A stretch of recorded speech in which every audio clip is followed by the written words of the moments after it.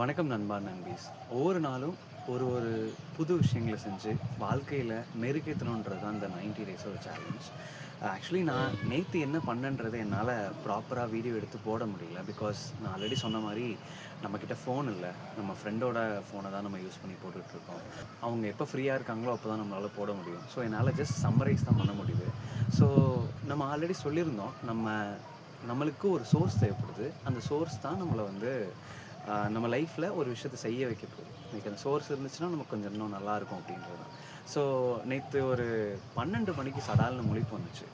12 மணிக்கு முழிச்சுட்டு அதுக்கப்புறம் தூக்கம் வரல. ப்ளஸ் கிளைமேட் நல்லா இருந்ததுனால அப்படியே மொட்டை மாடியில் நடந்துக்கிட்டு இருந்தேன்.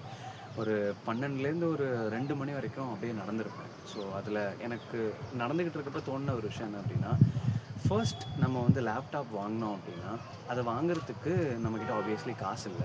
அதுக்கு ஒரு 4 to 5 மந்த்ஸ் ஆகும். அந்த 4 to 5 மந்த்ஸ் நம்ம வெயிட் பண்ணி அந்த லேப்டாப் வாங்குனாலும் கூட, அது அதுக்கப்புறம் பிரயோஜனம் இல்லையோ!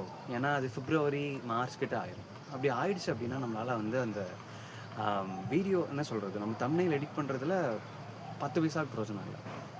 ஸோ முடிஞ்ச அளவுக்கு ஆடியோ அண்ட் வீடியோ குவாலிட்டிய நம்ம யூடியூப்க்கு குடுக்கணும் அப்படின்றது தான் என்னோட இப்போதைக்கு இருக்கக்கூடிய ஐடியா. ஸோ இப்போதைக்கு ஃபோன் நமக்கு ரொம்ப இம்பார்ட்டண்ட்டா இருக்கு. மைக் ரொம்ப ஈஸியா நம்ம ஒரு 200, 300 வாங்கிடலாம். ஸோ ஜஸ்ட் இப்போதைக்கு நம்ம பண்ண வேண்டிய ஒரே விஷயம் லேப்டாப் கொஞ்சம் நகர்த்தி வச்சுட்டு ஃபோன் பற்றி யோசிக்கிறது தான். ஸோ இது ஒரு 90 டேஸ் சேலஞ்சா லைக் நமக்கு இப்போதைக்கு நம்ம யோசிச்சு வச்ச சோர்ஸ் என்ன அப்படின்னா, இப்போதைக்கு ஃபோன் தான்.